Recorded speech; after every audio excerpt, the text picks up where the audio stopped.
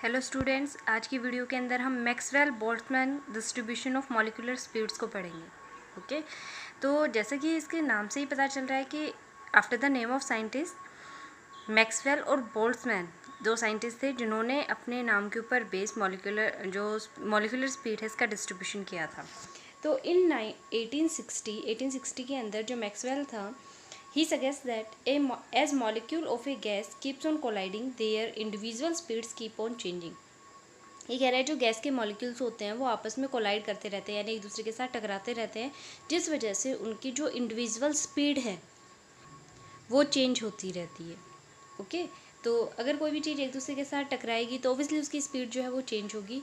However at a particular temperature fractions of the molecule having particular speed remain constant. लेकिन ये कह रहा है कि किसी पर्टिकुलर टेम्परेचर के ऊपर जो फ्रैक्शंस हैं मॉलिक्यूल के, उनकी जो स्पीड है वो कांस्टेंट रहती है। एक पर्टिकुलर टेम्परेचर के ऊपर जो फ्रैक्शंस है मॉलिक्यूल्स के बीच में, यानी एक दूसरे के साथ जो कोलाइड करते हैं तो फ्रिक्शन तो होगा। अगर कोई भी चीज़ आपस में इस तरीके से टकरा के गई है तो ये कह रहे हैं तो उस टाइम पे पर्टिकुलर स्पीड जो है उनकी वो कांस्टेंट हो जाती है। This distribution of molecular speed is called Maxwell distribution law. और ये ही जो डिस्ट्रीब्यूशन का तरीका इसने बताया है, इसे ही आगे किस नाम से जाना जाने लगा? This distribution of molecular speeds is called Maxwell Boltzmann distribution law. यहाँ पे हमने एक ग्राफ प्लॉट किया है in between del N by N versus molecular speed. Del N upon N क्या है? Fractions of the molecules. ठीक है, यानी एक एक्सिस के ऊपर तो हमने फ्रैक्शन ऑफ मॉलिक्यूल्स लिए हैं और दूसरे एक्सिस के ऊपर क्या ले रखा है? मॉलिक्यूलर स्पीड ली हुई है। तो इट ऑब्जर्व्स दैट, इसके अंदर क्या ऑब्जर्व होता है कि जैसे जैसे मॉलिक्यूलर स्पीड बढ़ेगी जो फ्रैक्शंस हैं वो बढ़ते जाएंगे मॉलिक्यूल्स की। ओके, जैसे जैसे मॉलिक्यूलर स्पीड बढ़ेगी जो मॉलिक्यूल हैं उनके फ्रैक्शंस जो हैं वो बढ़ते जाएंगे। एक पर्टिकुलर स्पीड के ऊपर मोस्ट प्रोबेबल स्पीड जो होगी, पीक पॉइंट के ऊपर जो फ्रैक्शंस हैं वो मैक्सिमम होंगे। लेकिन इसके बाद फर्दर अगर मॉलिक्यूलर स्पीड हमने बढ़ाई तो fractions of the molecules increase नहीं होंगे, वो क्या होंगे? डिक्रीज होना स्टार्ट कर देंगे। यानी मॉलिक्यूलर स्पीड जब बढ़ेगी तो स्टार्टिंग के अंदर तो फ्रैक्शंस जो है मॉलिक्यूल्स के वो बढ़ते जाएंगे, लेकिन एक पीक ऐसा आएगा जहाँ पर मोस्ट प्रोबेबल स्पीड को ये अटेन कर लेगा। इसे सी स्टार से रिप्रेजेंट किया जा रहा है। और उसके बाद अगर फर्दर हमने मॉलिक्यूलर स्पीड को इंक्रीज़ किया तो फ्रैक्शंस जो हैं मॉलिक्यूल्स के वो डिक्रीज़ होते जाएंगे, फिर उनके ऊपर कोई भी इफेक्ट नहीं पड़ेगा। There is a speed pose by maximum fraction of molecule, this is called most probable speed. तो इसके अंदर एक स्पीड होती है जिसके ऊपर मैक्सिमम फ्रैक्शंस जो हैं in between the molecules find out हुए, उसे किस नाम से जाना जाता है? मोस्ट प्रोबेबल स्पीड के नाम से जाना जाता है।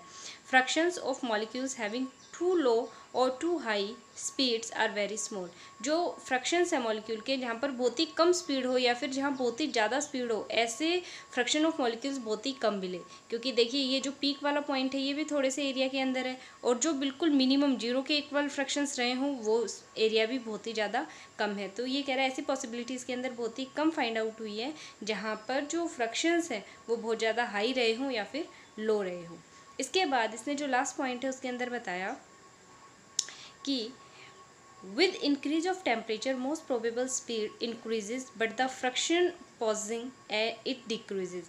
ये कह रहा है जैसे जैसे टेम्परेचर बढ़ेगा जो मोस्ट प्रोबेबल स्पीड है वो क्या होगी? इंक्रीज होती चली जाएगी, but the friction causing it decreases. लेकिन जो फ्रैक्शंस है वो क्या करेंगे? इसे डिक्रीज कर जाएंगे। तो C star is equal to किसके होता है? √2RT अपॉन एम, जहाँ पर C star is the most probable speed जो कि यहाँ पर बताई गई थी आपको।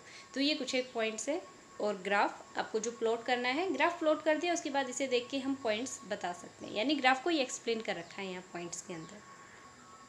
अब देखिए यहाँ पे कह रहा है कि इफेक्ट ऑफ टेम्परेचर और मैक्सवेल डिस्ट्रीब्यूशन कर्व। टेम्परेचर का क्या इफेक्ट पड़ेगा मैक्सवेल डिस्ट्रीब्यूशन कर्व के ऊपर? अगर एक ही टेम्परेचर ले रखा है उस टाइम के ऊपर तो सिर्फ एक टेम्परेचर के रिगार्डिंग हमने बता दिया, एक कर्व आएगा। लेकिन अगर डिफरेंट डिफरेंट टेम्परेचर लिए हुए हैं तो जो कर्व्स हैं उनके ऊपर भी इफेक्ट पड़ता है, जैसा कि यहाँ ग्राफ के अंदर दिखाया गया है। ग्राफ प्लॉट किया है हमने मॉलिक्यूलर स्पीड और फ्रैक्शन ऑफ मॉलिक्यूल्स के बीच में, और यहाँ पे 3 टेम्परेचर लिए हैं, T1, T2 एंड T3। ठीक है, जो T1 टेम्परेचर ये सबसे कम है, T2 इससे ज़्यादा है और T3 सबसे ज़्यादा है। अब देखते हैं यहाँ पर टेम्परेचर के रिगार्डिंग पहले पॉइंट्स पढ़ते हैं फिर इस ग्राफ को एक्सप्लेन करेंगे। It has been observe that with increase in temperature the peak of curve shift towards suggesting that most probable velocity of any gas is not constant but increase with rise in temperature. ये कह रहा है कि जैसे जैसे temperature increase होगा जो peak है कर्व की वो शिफ्ट हो जाएगी towards suggesting that most probable velocity of any gas is not constant। ये कह रहा है कि किसी भी गैस की जो वेलोसिटी है, मोस्ट प्रोबेबल वेलोसिटी जो है वो कांस्टेंट नहीं होती है, but increases with rise in temperature. लेकिन जैसे जैसे टेम्परेचर राइज होता है वो भी राइज अप होना शुरू कर देती है। तो T1 जो टेम्परेचर ये सबसे कम है, तो ये कह रहा है जो फ्रैक्शन ऑफ मॉलिक्यूल्स है इसकी पीक सबसे ज़्यादा हाई मिलेगी यहाँ पर। ठीक है, यहाँ पर सबसे ज़्यादा हाई है इसकी जो पीक है। और मॉलिक्यूलर स्पीड जो है वो थोड़ी सी ही, जैसे ही हमने यहाँ पे इंक्रीज़ करनी शुरू की तुरंत जो मॉलिक्यूलर स्पीड है सबसे ज़्यादा वो इसकी मिल गई। अगर टेम्परेचर कम है तो उस टाइम के ऊपर जैसे जैसे स्पीड बढ़ी, थोड़ी सी ही बढ़ाई थी, तभी जो फ्रैक्शन ऑफ मॉलिक्यूल्स हैं वो मैक्सिमम मिल गए। ओके, इसके बाद the peak of curve shift downward and showing that fraction of molecules having most probable velocity decreases with increase in temperature. इसके बाद ये कह रहा है कि जो मोस्ट प्रोबेबल वेलोसिटी है वो डिक्रीज कर जाती है, जो इसकी स्पीड है, किस तरीके से, जैसे ही टेम्परेचर बढ़ाया। जैसे ही टेम्परेचर बढ़ाया तो जो मॉलिक्यूलर स्पीड है, ये देखिए पहले पीक यहाँ पे आ रहा था, अब ये इससे इस साइड में शिफ्ट कर गई, लेफ्ट हैंड साइड के अंदर, सॉरी राइट हैंड साइड के अंदर ये शिफ्ट कर गई। और जो पीक है इसकी जो डिस्टेंस थी, जो हाइट थी, वो भी डिक्रीज़ हो गई।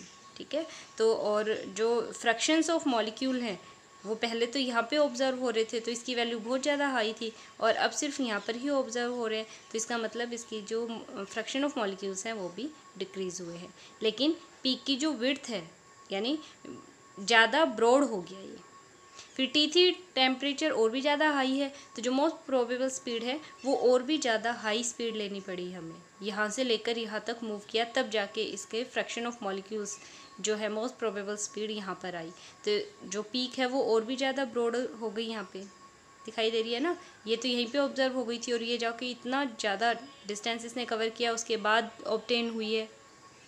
तो इसमें क्या ऑब्जर्व हो रहा है, ये यहाँ पर देखिए बता रहा है कि the curve is broader in the middle showing that more molecules have speed near to the most probable speed.